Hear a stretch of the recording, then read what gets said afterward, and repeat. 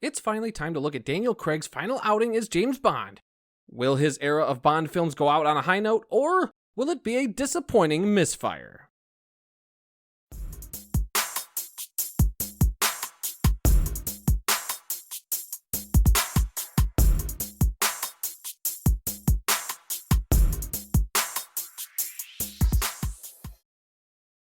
James Bond gets pulled out of retirement and comes across an enemy from his past. When he finds out he's not the only one on their tail, another enemy emerges who may prove to be Bond's deadliest adversary yet. I'd like to start out by tipping my cap to Mr. Daniel Craig. He again puts on an excellent portrayal of his Bond and really gets to keep shaping his character in new and interesting ways. All of the returning cast members from the previous Bond films deserve recognition too, each pulling out great performances themselves. The new cast members are a delight as well. Lashana Lynch as a new 00 agent and Ana de Armas as a CIA operative are both charming and carry their action scenes with poise.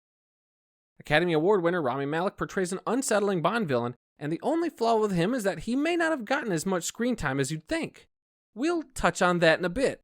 The film is pretty ambitious. There are a lot of story threads and interweaving narratives that I was quite impressed with. How things connected and eventually led to the climax of the film really worked for me. With this being Craig's finale in the franchise, I think they explored a lot of cool angles with this Bond, and spared nearly no expense in taking Bond out on a high note. I'm not saying this film shouldn't have been nearly 3 hours, because I think it warranted the beefy runtime. However, I think they didn't use the runtime well enough to strike the balance with what I think they had hoped to achieve. This takes me back to Rami Malek's bad guy, Safin. There's so much story going on that his character gets a bit shortchanged in the end. Like I said, his performance was good, but when it came down to it, he was just another bad guy that needed to be stopped. He was separated enough from the main story that I think his impact was lessened. His role is significant to the plot, but I think an opportunity was missed in not having him interact with Bond more, and I'll leave that at that. The film should be a crowd pleaser to most fans and moviegoers. Many elements are brought back from previous films, which I think could lose some people if they haven't seen the previous films. However, you shouldn't need to see them, and I think you won't be too lost. If anything, your experience should be enhanced, but shouldn't be a total detriment.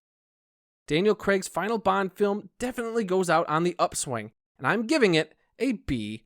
The film went in many directions that I didn't see coming, and it wraps up Craig's era with a pretty nice bow. It may not be the best of his run, but it also was nowhere near his worst. Daniel Craig has been my James Bond, and it's bittersweet to have to say goodbye to this version of the character.